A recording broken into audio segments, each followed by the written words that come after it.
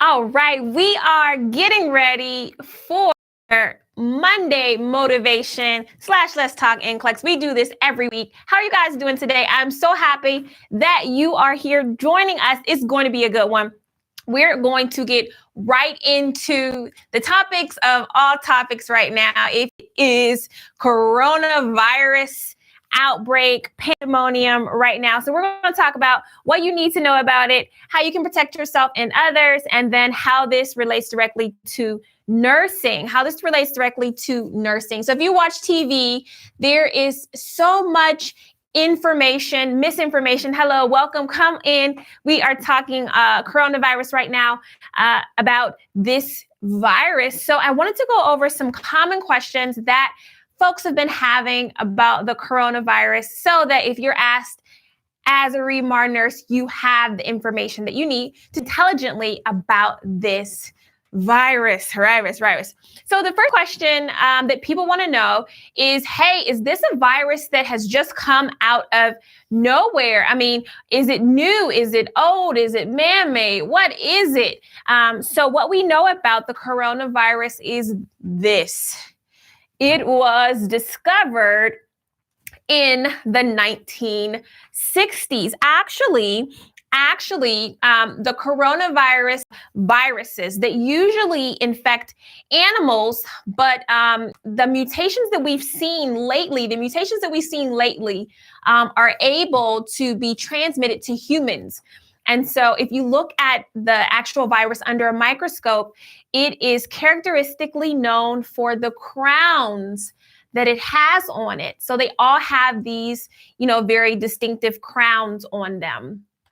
And what makes it interesting, you guys know this, most viruses are RNA, and this is what we have in our genetic material as well, DNA and RNA, and they help to communicate to cells what they're supposed to be. They help to, change. They can mutate. The DNA and the RNA, they kind of work together. And some viruses only have one or the other, but the coronavirus actually has both. It has its own DNA and it has its own RNA. And so that is really significant because all the virus needs to do, really, because this is considered a parasite, all it needs to do is get into a human cell and take over the cellular's machinery, and it can replicate its own self using its own DNA and its own RNA very, very quickly. And so that's what we're seeing. This virus is really aggressive. I mean, once it gets into a host, it can multiply extremely quickly with this, with its own DNA. And so we are learning just the effects of that. Another thing about the coronavirus, you may hear people calling it COVID 2019. Why do they call it that? Does anybody know what COVID 2019 means?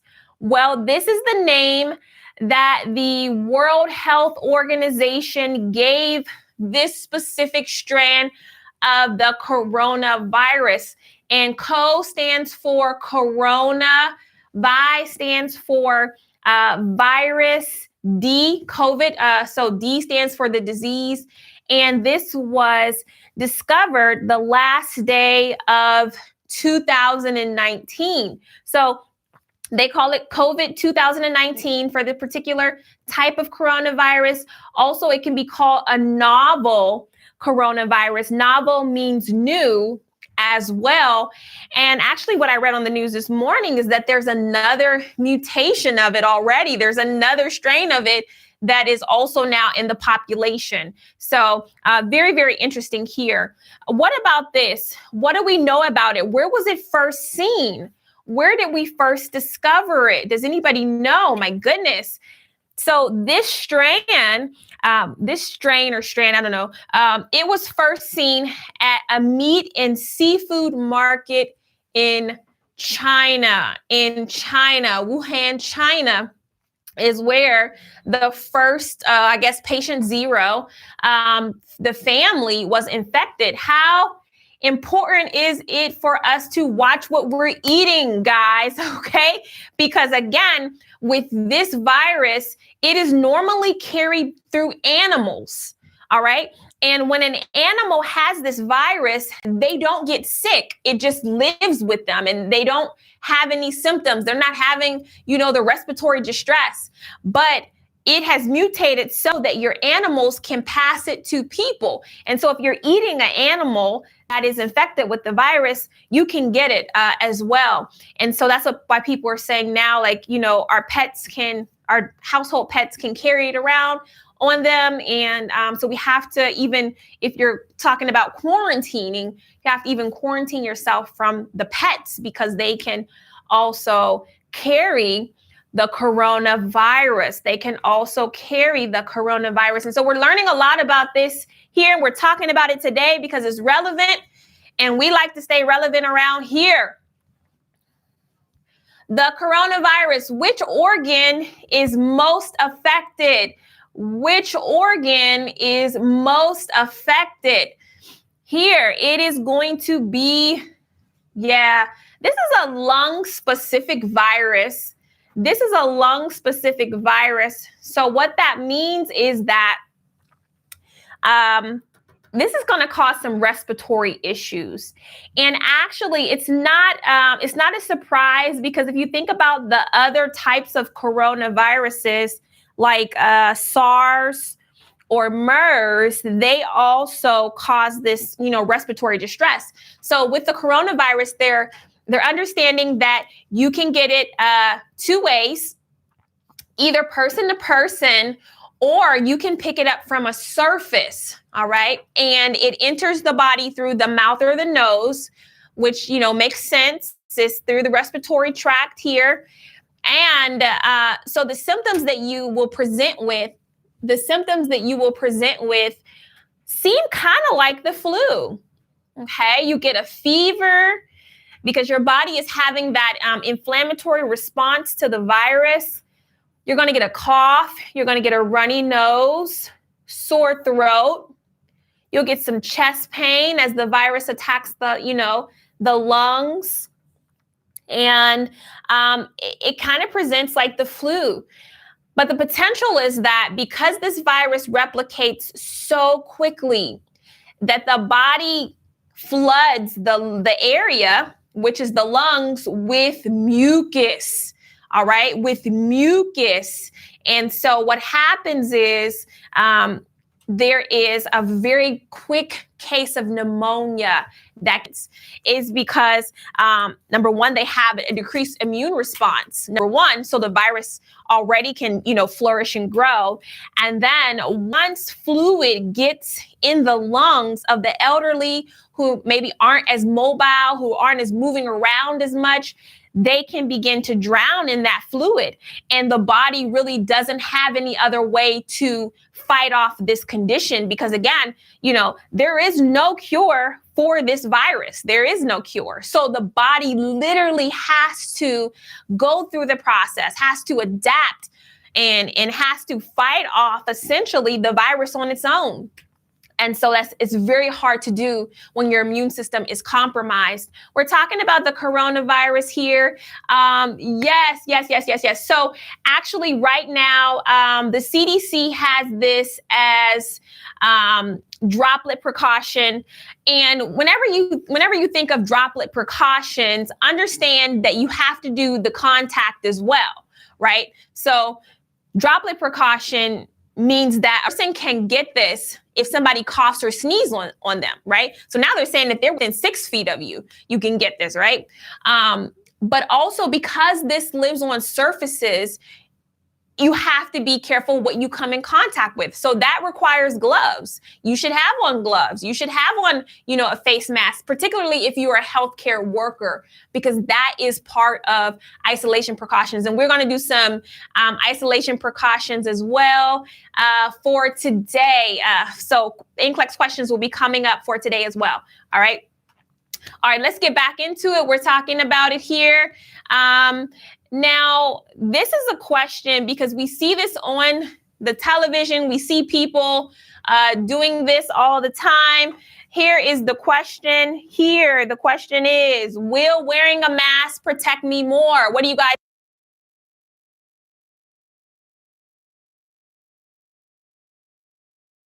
So will wearing a mask protect me more? We're going to talk about it. And I asked one of our team members here, Jessica, to come in, and her and I are going to just talk about, wearing a mask.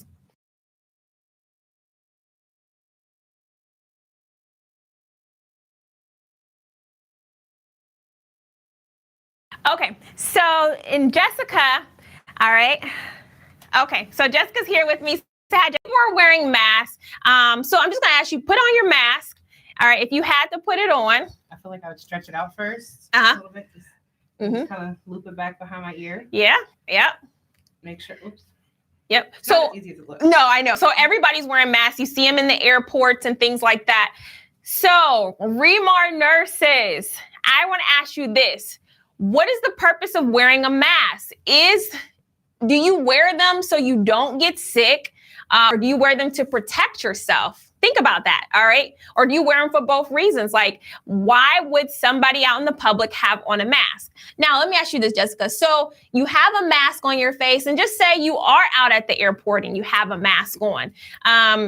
What would you do if you got a call on your cell phone?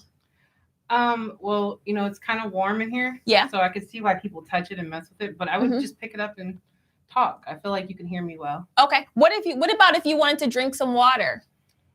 I guess lift it up. You would lift it up from the bottom or from the top?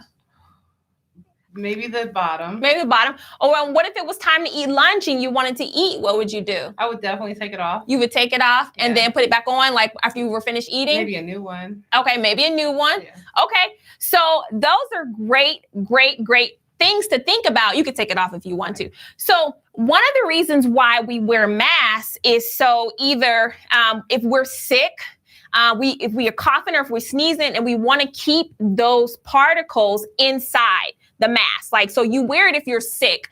Another reason why you would wear a mask is so you don't touch your face. Mm-hmm. Like, wearing a mask means, like, if I have this mask on, then I'm not touching my face at all. Because naturally, how many times a day do you think you touch your face? Probably a lot, more than I should. Yeah. So people normally touch their face about 100 times a day.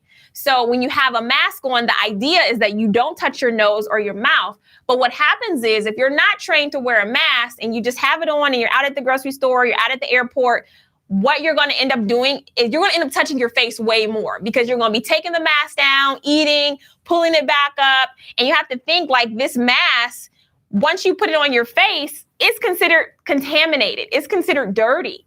So this is not something for you to be touching constantly. But if you don't really know how to have a mask and you don't really, or you're not used to wearing it, you end up touching it more. So thank you so much, Jessica, for demonstrating it. Thank you so much. All right. So we are talking about, will wearing a mask protect me more? All right. And the truth of the matter is, face masks by themselves cannot prevent the coronavirus. Okay. So they should be used appropriately. Okay. They should be used appropriately. And most importantly, if you are having on a face mask, it should be changed after every patient. If you have a mask, you go into a patient's room, you don't have that mask on for an hour. You take it off when you leave that room. But people out here who are just wearing them, some people have the same mask on all day, or some people only have one mask and they just wear it constantly. How dirty is that mask? It's filthy. So actually, if you're not wearing the mask appropriately, if you're not changing it frequently, you will increase your chances of getting the coronavirus.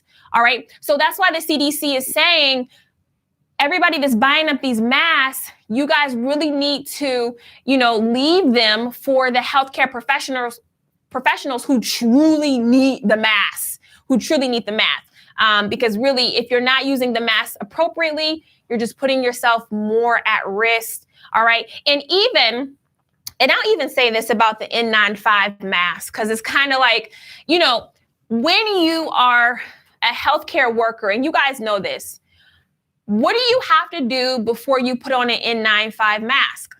Are you just putting on an N95 mask and just going about your day and thinking you're protected? Absolutely not. You have to be what for the N95 mask? You have to be fit tested.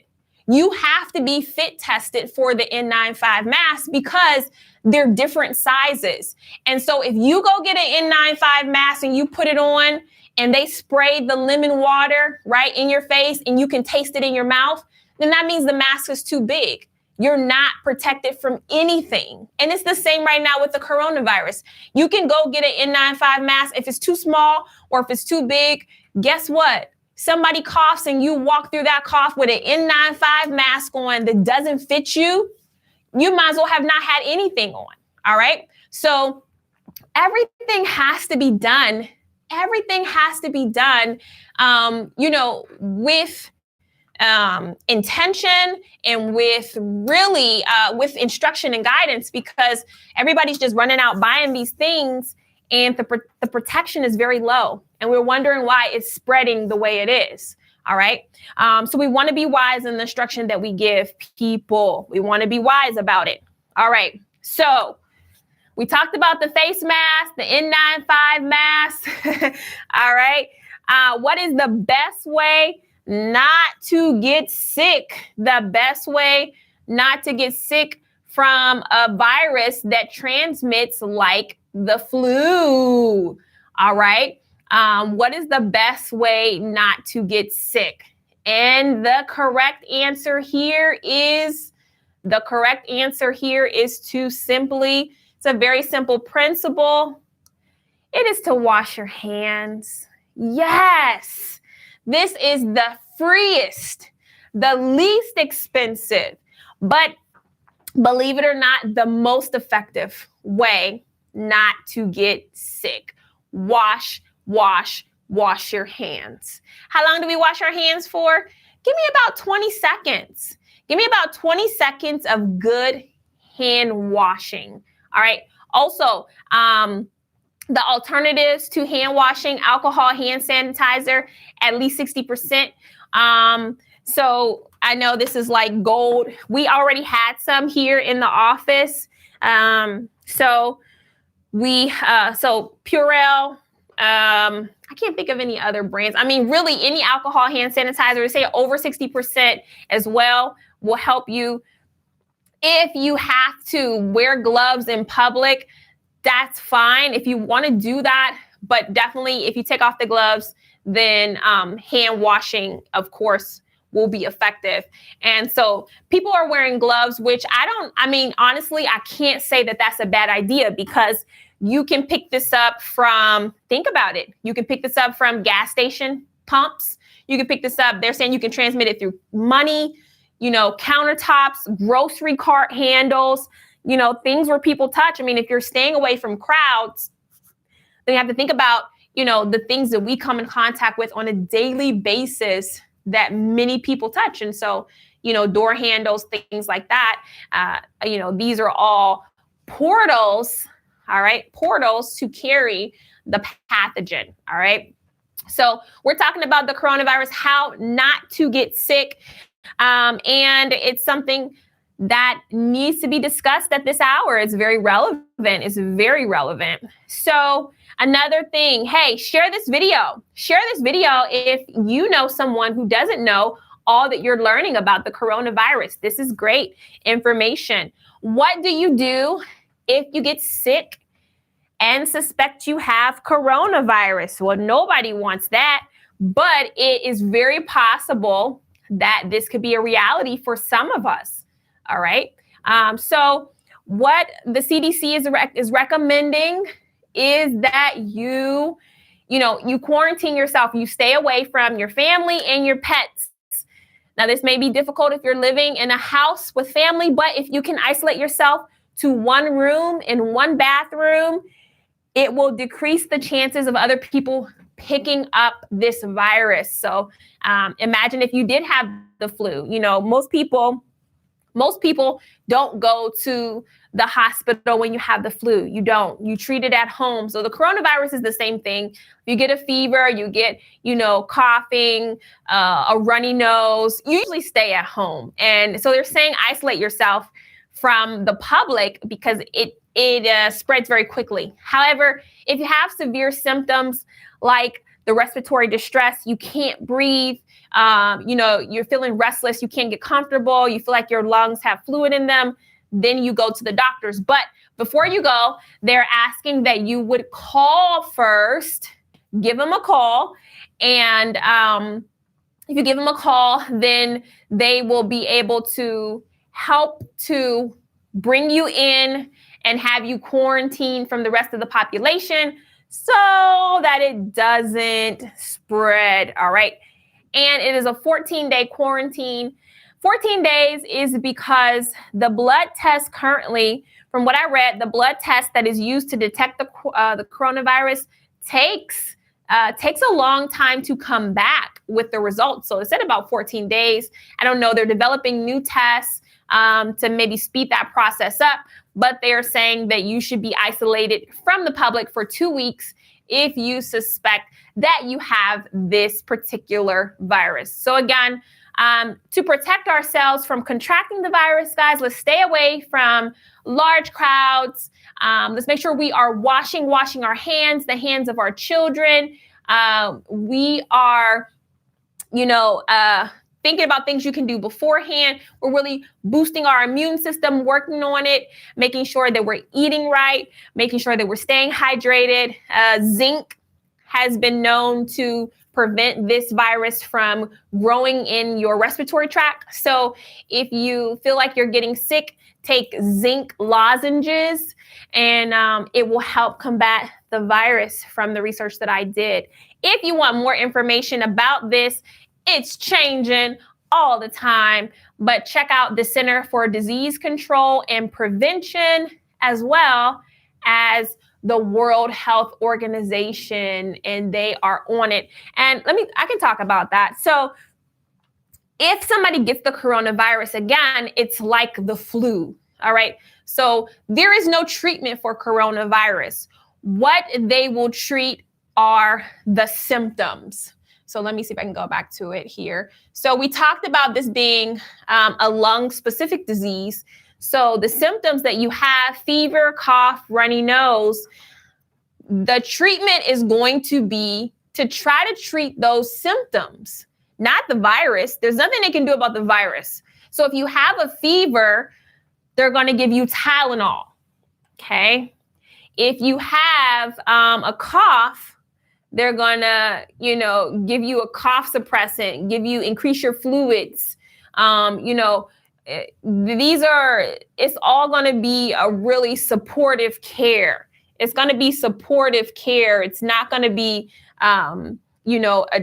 something that's going to cut the virus. That's just not how the treatment is. There isn't anything that can cut the life of the virus. And then there isn't any vaccine that you can take so you don't get this virus. So, very serious times right now, very serious times. And I thought that we should be able to take a look at it here during our studying. And you know what? Other shortage that people aren't aware of, and that is, hey, right now, everybody, it is a nursing shortage. Yes. And so issues like this, outbreaks like this, epidemics like this, put the spotlight back on you guys because we need more nurses. And there's a steady supply of nurses that are coming out, but the demand is, it is going way up. Oh my goodness. The demand is skyrocketing right now. So, actually, what is the demand for nurses? Does anybody know? So the demand for nurses, and wait till I show you guys a slide later on, but really there are 106 million job opportunities that opened up in the last 10 years for nurses. That is insane. 106 million job opportunities for nurses. All right. So they said the current demand, when they did this, they said the current demand was about 3.5 million. But now in 2020, this was the year that everybody was talking about. Well, we are here. There is a need for over 4 million nurses. Okay. Where are those nurses at? Where are they? People need them like yesterday. Okay. People need them like yesterday. And so, Remar, we're doing our part. We're training right now, 4,500 nurses in the virtual trainer, getting their nursing license. Hey, getting ready to work. That's all we want for you guys. We want to stop the nursing shortage. We got to get you guys working. We got to get you guys licensed because the opportunities for you guys are out there. And that should excite you. That should excite you because if you have a nursing license, there is no such thing as not being able to work. There's no such thing. You have a job. If you have a license, you have a job. And so talk about Monday motivation. That's amazing. But what we're about to do right now, let's get into some Nclex questions. I got some real humdingers for you guys today. And we are really going to test what you know about isolation precautions. So here we go. First one, respiratory distress. Let's just ease on into it. All right, let's just ease on into it. No experience required. I'm telling you guys, don't even worry about that experience. It's a non-factor right now. All right. Nclex question number 1. A nurse is caring for a client with a respiratory infection. During auscultation, which finding suggests a left pneumothorax? Is it number 1, pulmonary congestion, 2, bilateral expiratory crackles, 3, bilateral pleural friction rubs, or 4, diminished or absent breath sounds? Oh, I just love it. I just love the medical language here. Oh, if you are a nurse, you gotta know this. All right. You gotta know these words. You gotta love it. I just love talking to you guys with these terms because I know you understand where I'm coming from. What is the correct answer? We're talking about a left pneumothorax. Tell me what you know about it. Everybody in the VT, if you did our respiratory overview, this one is a no-brainer. Easy peasy, easy peasy.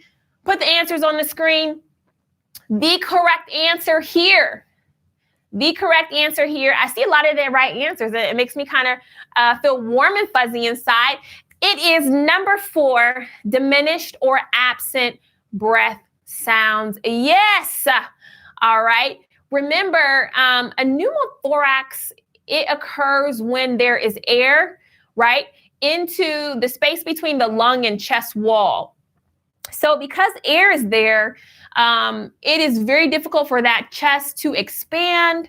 All right. And normally the pneumothorax is unilateral. So there'll be a one-sided diminished breath sound, or they may be absent because there really isn't any air there. There's no space. There's no movement. All right. There's no ventilation happening. So you won't have that nice, clear breath sound. All right. Hey, let's move on. Here's a tricky one for you. Question number 2. Which of the following is the best way to prevent the spread of pathogens between hospitalized clients? It's not what you think. All right, number 1 says wearing gloves when touching clients. 2, washing hands for 2 minutes after client contact. 3, educating clients not to hold hands with each other. Or 4, holding soiled linens away from uniforms. Oh my goodness. I'm gonna give you a second to read this over because I know some people are like, oh, what? I was not expecting these choices. Read the choices. Tell me what you think.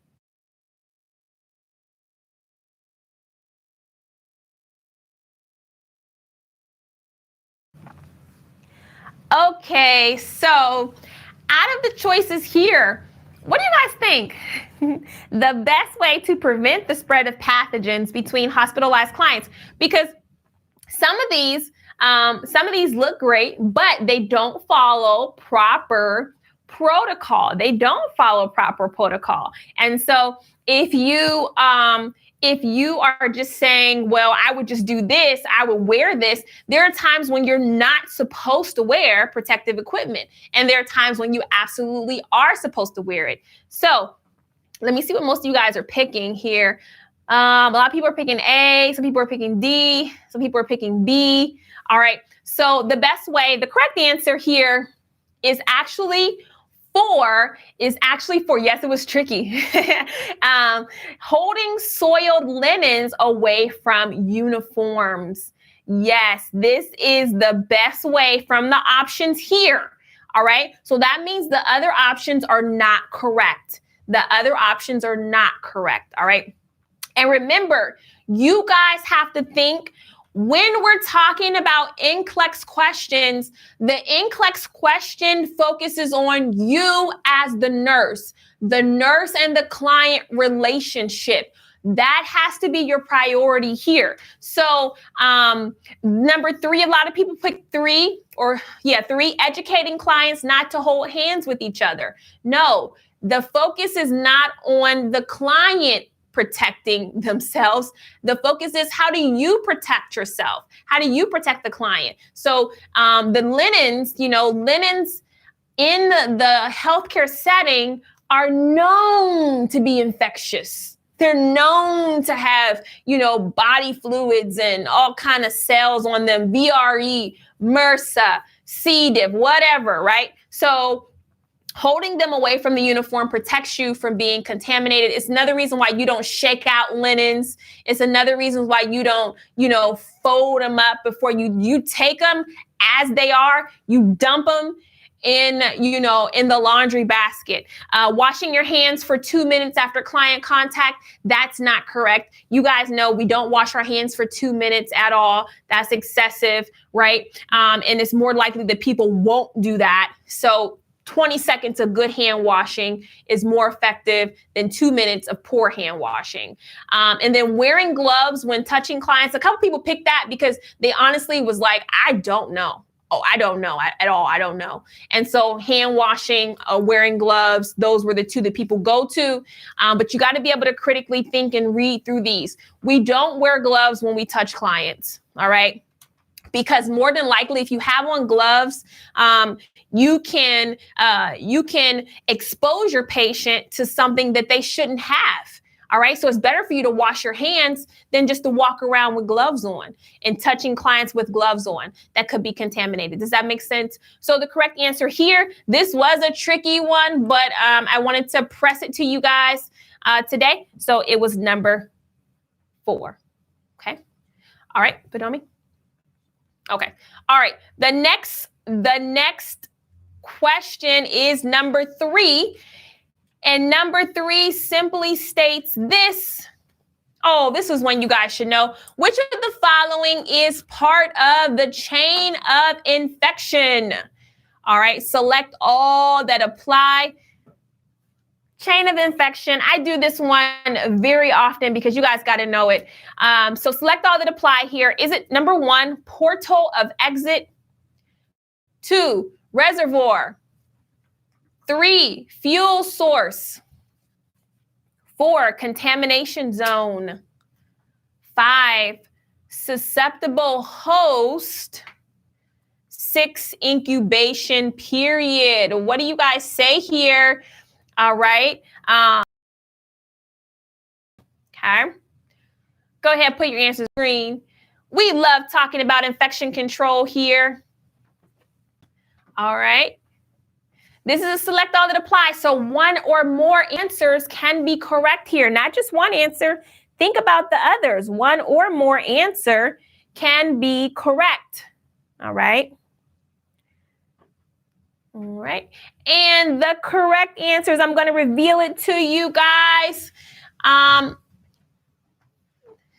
The correct answer is going to be, number 1, portal of exit. 2, reservoir, and 5, susceptible host. The other ones I just made up. I just made them up. They are not part of the chain of infection, but they sounded good. And so if you didn't really know the answer, then, if you didn't really know the answer, then it's very likely you could have gotten fooled by my distractors, right? So, and I see a lot of people, you guys did get fooled. So let me show you the actual chain of infection, and it is here, okay? So this would have been a great select all that apply questions for Nclex. So the elements are the pathogen, the reservoir, and you guys snapshot this up, write this down if you don't know. Portal of exit, mode of transmission, portal of entry, and susceptible host. These are parts of the chain of infection. So you guys have to commit these to memory. You have to commit these elements to memory. All right. So if you got it, congratulations. If you didn't, congratulations. You found the weak area. To go back and study. I have a couple other tricky ones for you guys. Are you guys ready for them? I'm really excited about these questions because, I was doing them yesterday and I was really proud of myself. All right, so here we go. Which of the following is an example of direct contact? Which of the following is an example of direct contact? Number 1, a bite from a disease carrying mosquito. Okay. All right. 2, an infected person coughing in the air. 3, shaking hands with an infected person. Or 4, eating contaminated food. Oh my goodness. We're talking about direct contact here. Which of the following, Remar nurses, is an example of direct contact? Is it getting bit by a mosquito? Is it 2, an infected person coughing in the air? 3, shaking hands with an infected person? Or 4, eating contaminated food? This is a tricky one. By golly, this is a tricky one. And I am excited to see what you guys think is direct contact. All right, we got the answers. They're not all the same. So I will be revealing it to you. I'm giving people a chance to critically think on your own. You have to take Nclex by yourself. So what is it? The correct answer, ladies and gentlemen, is... yes, it is shaking hands with an infected person. Remember, direct contact infections spread when the disease-causing microorganism passes from the infected person to the healthy person, okay? And this happens with direct physical contact, all right? Direct physical contact. So with blood or body fluids, okay? So examples here, touching, kissing, sexual contact with oral secretions, or with body lesions. So a bite from the mosquito doesn't count. It's not a person. Somebody coughing in the air doesn't count, okay? Also, eating the contaminated food doesn't count. So that was kind of tricky. All right, congratulations. Shout out to the people that got that right. You guys are critical thinkers in the house. Okay, all right, next question coming up. It's a select all that applies, so get your thinking caps on. Which of the following will kill bacteria? Select all that apply. Okay, so number 1, plain soap and water. 2, alcohol-based hand rubs. 3, hot water above 30 degrees Celsius. 4, antimicrobial soap and water. 5, iodine solutions. I'm looking for which of the following will kill bacteria. Oh, this is a great Nclex question. This is a great Nclex question if I ever seen one. All right. So, hey, what's the answer? Go ahead, put the answer down, smash that share button. These questions are off the chain today. So this is Monday motivation to the next level, talking about infection control. We haven't done infection control in quite a while. So I'm happy to be doing this topic today. What do you think the answer is? We're looking for what's going to kill bacteria. Shall it be plain soap and water, washing our hands, alcohol-based hand rubs, hot water above 30 degrees Celsius, antimicrobial soap and water, iodine solutions? Oh, this is a real thinker here. All right. So a lot of people are saying all of them. They all will kill it. They all are good for it. All right. And I'm going to reveal the answer. I don't know if I've seen it yet. I haven't seen it. All right. Okay. So the correct answer, you may be shocked. It is just 2, 4, and 5. Just 2, 4, and 5. So that, because we're talking about killing bacteria. Okay. We're talking about killing bacteria.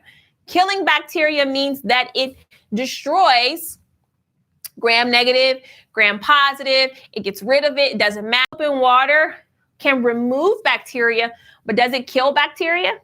Can bacteria live in soap? Absolutely.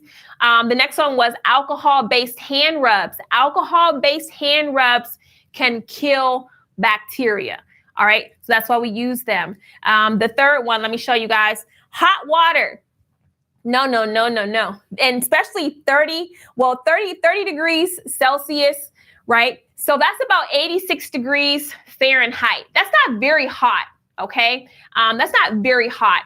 So if you have hot water and you have bacteria in 86 degrees Celsius water, Fahrenheit water, that's lower than body temperature, right? So that's not going to kill bacteria. Antimicrobial soap and water, yes, more so for the antimicrobial soap. The water was just kind of distractor, but the soap, if it says antimicrobial, it will kill bacteria.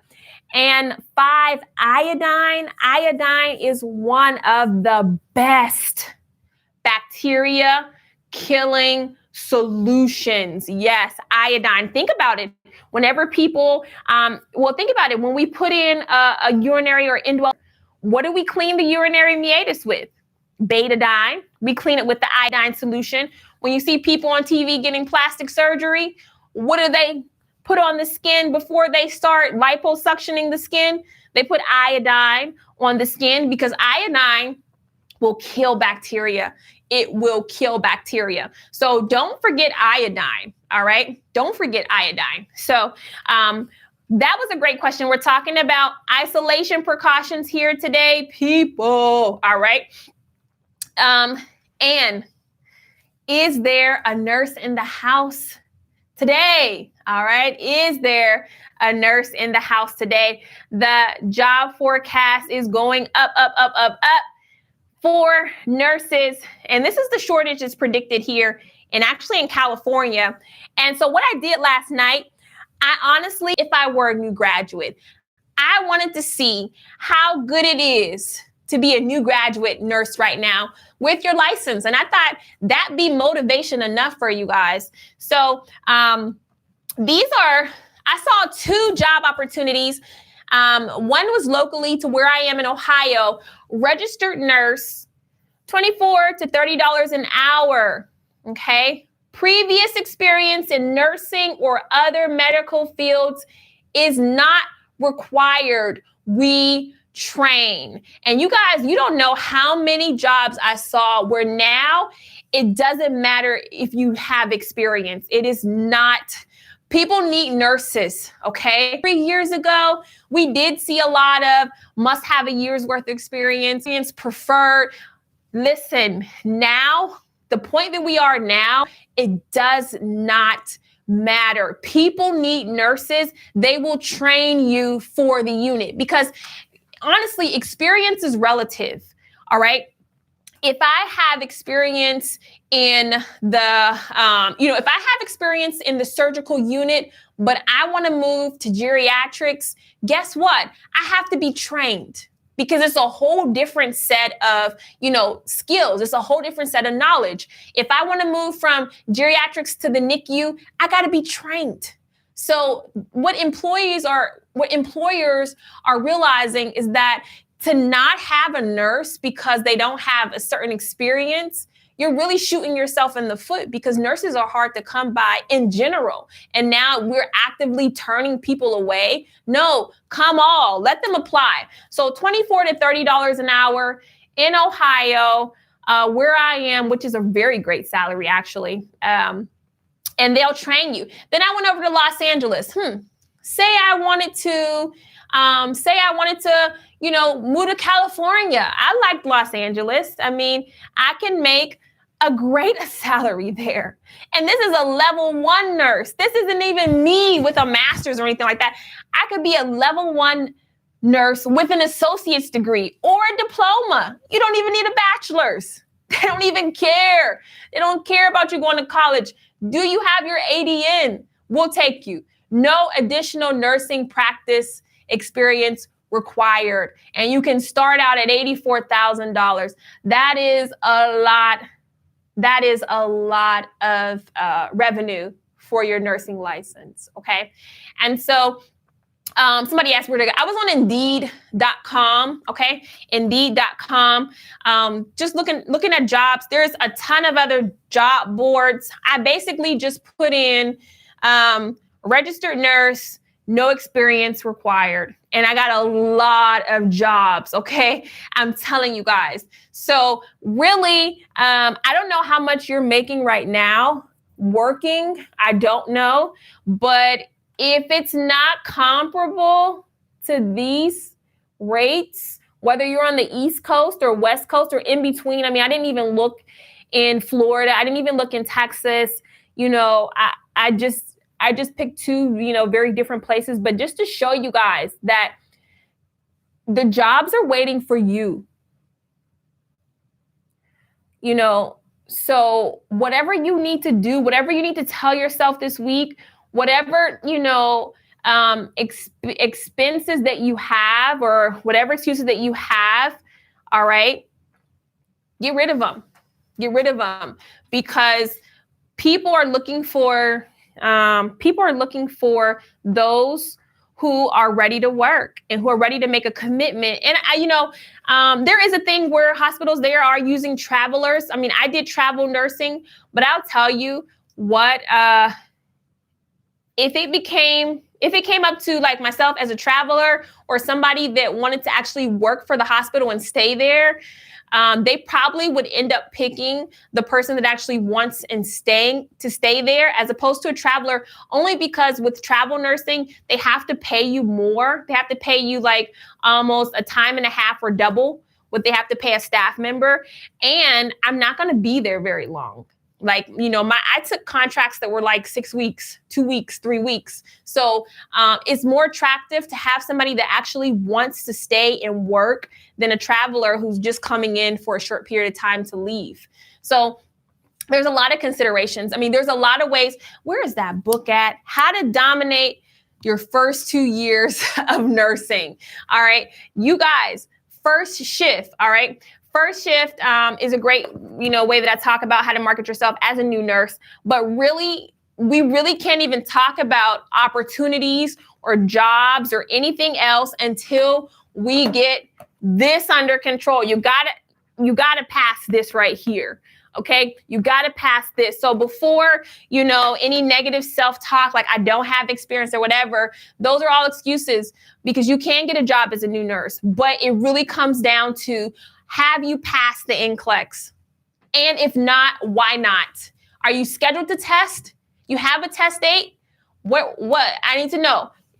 Are you studying actively? All right. What are you doing? That's the focus for this week. How are we moving closer to our goal of getting our nursing license so we can work, so we can, contribute, so we can start generating revenue and, making sure that we end this year with our nursing license. 2020 is the year we all get our license, but there's a work that has to be done. And the Remar nurses are doing that. And we are helping you guys. Hey, the virtual trainer still $169. The sale is still going on. All right. And the reason why is because we are getting messages from people every day saying, hey, I just got the virtual trainer. I love it. I needed it. Okay. Letitia said the book has helped me a lot with interview and my job. Yes. Awesome. Shout out to Letitia for telling me. All right. All right. Hey, we got a Remar nurse. She, like myself, I think you guys can relate to her. She, like myself, had to do all the things that, makes her a Remar nurse. This is what she has to say about getting licensed, studying for Nclex. Hello, Remar team, Regina Mark. Hope everyone is doing well. I just wanted to send a quick video regarding purchasing the SelfStudy RN DVD program versus the SelfStudy RN virtual trainer. I actually purchased the SelfStudy DVD probably about a year ago. I've been slowly but surely trying to truck through the studying of the Nclex RN. Been out of school for a while, so your program has really helped, especially someone who's been out of school for a little bit. I purchased the SelfStudy DVD RN program about a year ago. Was absolutely loving it. By the way, I purchased it under Candace Quidley, got married, and now I'm Candace Sandoval and purchased the virtual trainer through that name. So in case you're looking for when I purchased what program under what name, sorry. I ended up getting married and name changed, but purchased the SelfStudy RN DVD program about a year ago or so. Been studying with that slowly but surely. Obviously, life's gotten in the way, so I'm slowly trucking through this study and program. Absolutely loved it. I loved having the content at my fingertips. I could just watch the DVDs anytime I needed to, between work, other things going on, life happening. But it was awesome. The content was great. I was understanding everything that was being talked about in the video, going through the books, the test in the books, and just homework and different activities and stuff like that. It was great. I started hearing about the virtual trainer probably about when it first came out. Can't remember how long ago that was. And I was just reading the reviews and thinking, well, I think I'll just be fine sticking with the self-study program. As I purchased that, spent my money on that, and that's what I was just going to use till I took my test. Well, I kept studying, but kept seeing all these reviews and different things online of people absolutely loving the virtual trainer. So I kind of checked into it, and I was thinking, you know what? I possibly might benefit from this. So I prayed about it, and the Lord sent the funds and ended up sending, whatever I needed to be able to purchase this. So I finally purchased the virtual trainer about January-ish of this year, and I absolutely love it. I love the fact that it keeps you accountable of when you get on, what you've done so far, your progress that you've made, gives you your transcript of how you've done on a test, a homework, an activity, the videos that you've done. I absolutely love that. Another aspect that I love is the discussion boards where you can just, if you have a question or anybody else has a question, you can kind of throw it out there to everybody that's on the virtual trainer, and you'll get answers back quick, or you can answer somebody if you know what's going on with whatever question they're asking. So I absolutely love that. You have people that are there to help and that are willing to help and love to help, like me. So I absolutely love that part of it. It's great content. I'm learning so much, probably just as much as I did, if not more, when I was doing the self-study program. So it's nice to kind of have a variety of the same program, but just a different variety of each of them with the self-study and with the virtual trainer. So I'm actually using both, just so I can constantly be getting that content in my head 24/7 when I'm able to. I'm able to take the DVDs to work with me because I can bring my laptop, so that's kind of nice. And I can just listen to that between patients or on breaks or whatever I need to do. So that's the reason why I still use the self-study program. And then when I get home, I try to take a couple of hours, do that virtual trainer in the evening with life and just having a new baby. That's why I look like this. I'm trying my hardest just to get this test under my belt, hopefully within the next month or two, and just get this RN because I need it. I want it.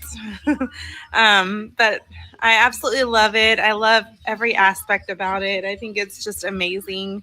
I thank you, Regina, Mark, and staff for putting all this together. Anything new that comes up, I just get so excited, and I can't wait to either read about it or hear about it with what your company is doing. So thank you, thank you, thank you. I'm going to be a lifelong Remar nurse for sure.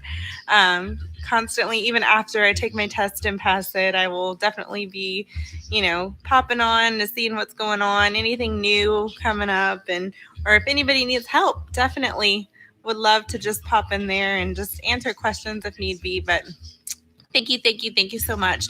Regina, when you come on and do your videos, you're just a major encourager to me. I absolutely love that you guys are Christian-based too, because I've been, raised in a Christian home and, in and out of church, but definitely back in church now and giving it all to God. So just thank you for that encourager. Thank you, Mark, for your words of wisdom when you talk about, just a scripture passage here and there to get us motivated. So thank you for that too. Thank you, Remar staff, also for answering questions when we send emails or need prayer for anything. You guys have been amazing. So keep up the good work, and I can't wait to see what the future holds for your company. Thank you so much. And that is one of the reasons why we spotlight our nurses, because we want you guys to know that you're not alone studying. You may feel like you are, but you definitely are not. We never know who we're exactly praying for, but we know that the prayers work, and they keep everybody, mentally in the mind frame that, hey, this is something that I can do, I will do, I must pass this Nclex. So I had a great time with you guys today. We are going to keep pushing on. It's not going to be easy, but it is going to be worth it. It's going to be worth it in the end. So stay tuned here, Remar. We have some wonderful things coming up for you guys. I cannot wait to study with you again. Have a great Monday and the rest of your week, guys. See you later.